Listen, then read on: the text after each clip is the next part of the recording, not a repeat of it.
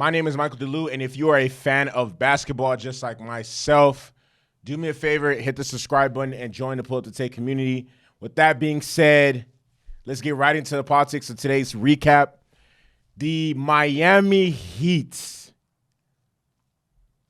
for the second time in 3 years, send the Milwaukee Bucks home and end their season. The Miami Heat beat the Milwaukee Bucks 128 to 126 in overtime yesterday to close out the series. And the Miami Heat, I mean, there's starting to be like, a little budding rivalry within the Eastern Conference between these two teams. Because if you can remember, the Heat ended the Bucks season in the bubble, and they beat them in 5 games when the Bucks were the number 1 seed, and Giannis won his second of the 2 back-to-back MVPs. They beat them in 5 games. The very next year, the Bucks took them out in the very first round. They swept them, actually. And then this year, the Heat beat them once again in 5 games. And first things first, I have to give credit to where credit is due. Jimmy Butler. Last game, he scored 56 points. This game, he scored 42 points, 8 rebounds, 4 assists, and he's definitely at this point in the season the best version of himself. And he always puts his best foot forward when it comes to playing in the playoffs, and taking his game and raising his game to another level.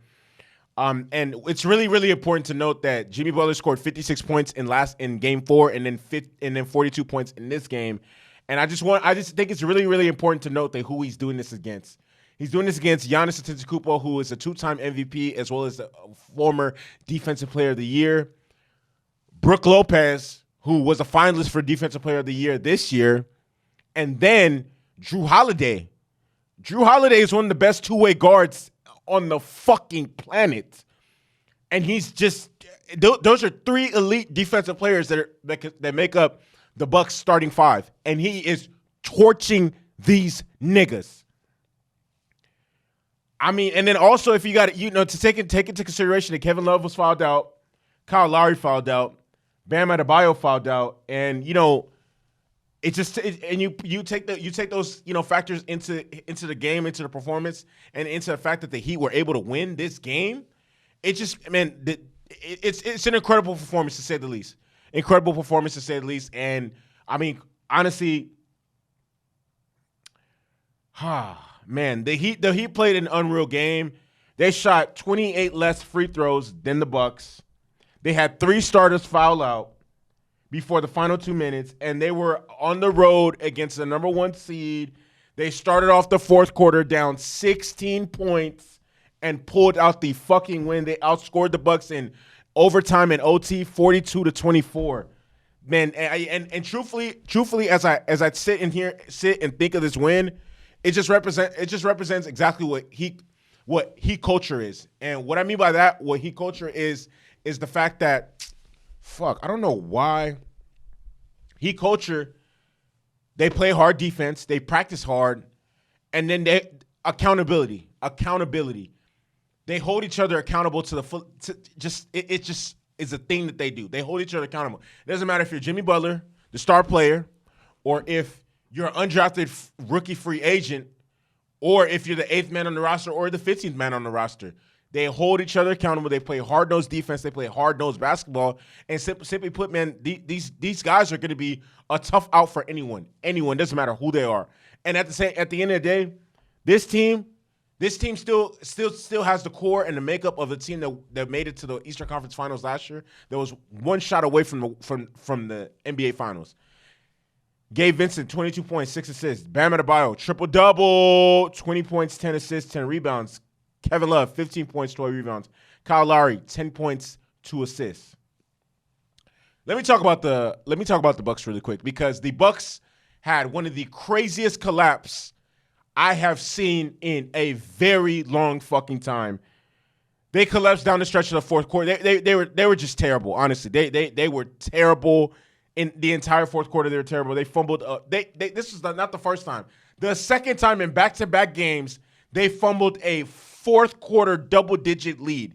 They went into the fourth quarter with with a double-digit lead in Game 4 and Game 5 and somehow found a way to fucking lose.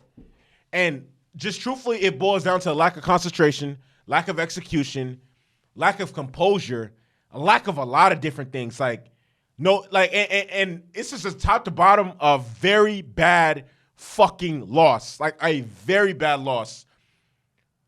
No, like they didn't call any timeouts when the Miami Heat went on a run. They made so many bad passes. Like they had a jump ball with seconds left in the game. Giannis secures possession of the ball.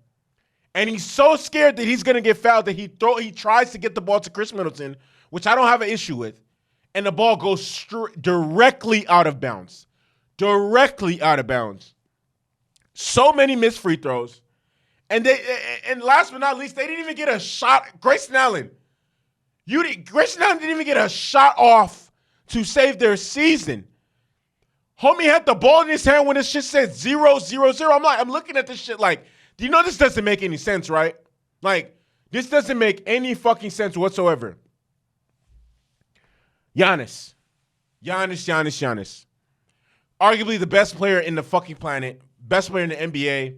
38 points, 20 rebounds, 3 assists. 10 of 23 from the free throw line. You cannot miss that many free throws and expect to win a tight game. That's just not how this works.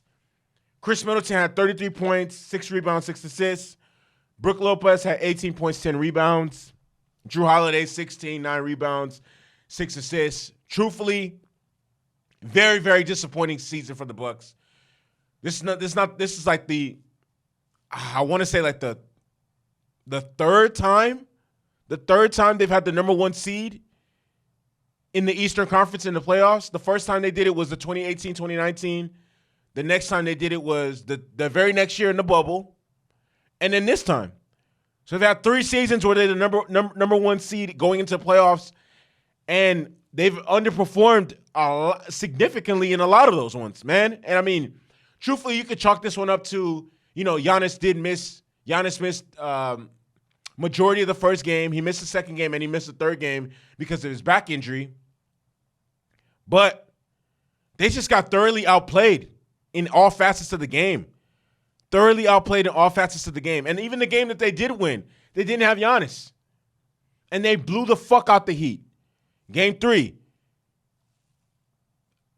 bad performance. Game 4, bad. Game 5, fucking terrible performance. They lost. I mean, honestly, and the crazy thing is, this Miami Heat team, I mean, even though they still are the core team that they were, that made it, there was only one game away, one shot away from the Western Conference, from the NBA Finals. This is a series that the Bucks definitely should have won and could have won, but they got outplayed, outclassed, out-hustled, out-executed, out everything by the Miami Heat, by Jimmy Butler and the Miami Heat. And truthfully, the Bucks have no one to blame but themselves. And this should show everyone just how hard it is to win multiple championships. Because I know the Bucks were thinking last year, if Chris Middleton doesn't get hurt, we go to the finals and we can beat the Warriors. This year again, if Giannis doesn't get hurt, we beat the Heat. But that's just not how life works and how sports works, man. A lot of things have to go your way for you to win a championship. Even the championship the Bucks did win. Kyrie Irving got hurt. James Harden got hurt. And it took like a double overtime performance for them to beat the Nets, to move on to the next round, to play the Hawks, to then play the Suns. And honestly, man, very, very, very disappointing season for the Bucks. And damn, it is what it is. It is what it is. Honestly, at the end of the day, the better team is advancing, rightfully so. My name is Michael DeLu. If you're a fan of basketball, do me a favor, hit the subscribe button and join the Pull Up to Take community. With that being said, I'm out this bitch.